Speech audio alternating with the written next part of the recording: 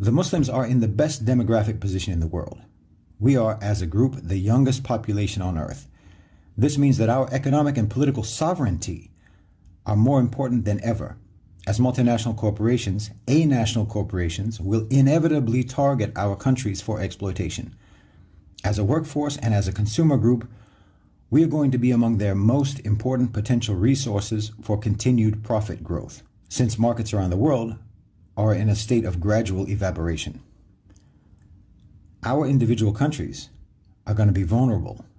Our major companies will be in the crosshairs of predatory multinationals who will want to swallow them up. And our natural resources, literally nature itself in our lands, will be subjected to attempts to commoditize it. For those of you who don't already know, there's a new type of corporation that's been invented called Nature Asset Companies, NACs.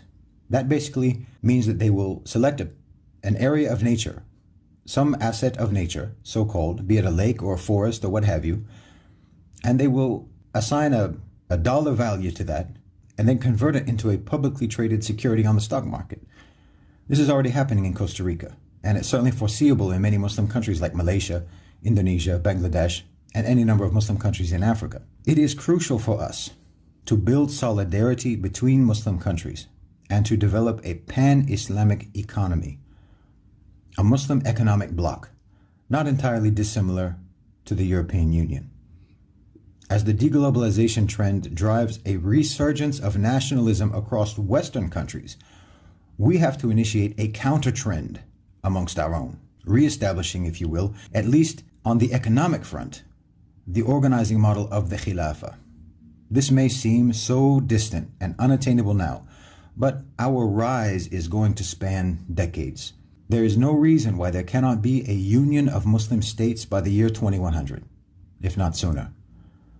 We just have to shake off the rapidly vanishing paradigms of the last century and properly understand the inevitable trajectory of the global economy and recognize that Muslims are quickly moving into a position of unparalleled importance. But we can only utilize our advantage if we organize as a unit, as an ummah, and stop seeing ourselves as the hapless and helpless victims of Western hubris.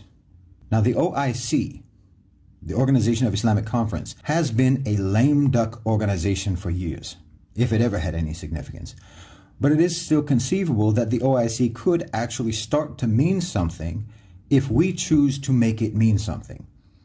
Global Muslim unity has to become real, practical, and not just symbolic or rhetorical. The OIC's framework agreement on a trade preferential system between member states was drafted 30 years ago, but has never been put into effect. We need to understand that this sort of agreement has renewed importance and urgency as Muslim countries become more and more the focus of the global economy. For a long time now, we've treated these matters lightly because no one could see any real potential independent economic revival in the Muslim world. But today, the potential is real enough and substantial enough to pivot the whole global economy in our direction. We have to start taking this seriously. Otherwise, any single Muslim country on its own will face a tremendous struggle against the power of multinational corporations who, combined, wield economic influence that eclipses their national budgets. I mean, consider the fact that the entire GDP of Egypt is barely a third of the money controlled by an investment firm like BlackRock or Vanguard. Our countries simply have to work in unison with policies of pan-Islamic protectionism and unified approaches to trade and investment that can start a reversal of the deindustrialization and disempowerment of the previous century in a way that will make the Muslim world rise together. This is entirely doable, though difficult, and the only truly important thing that is required of us is just to readjust our thinking.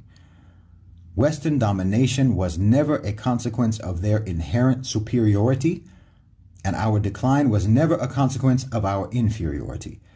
They enjoyed certain advantages at a particular moment in history due to a combination of factors, and they maximized those advantages to gain ascendancy.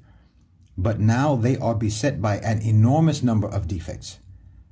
And we are poised today to enjoy multiple advantages, which we now have to maximize. And if we do, our ascendancy is certain. جزاكم الله خيرا والسلام عليكم.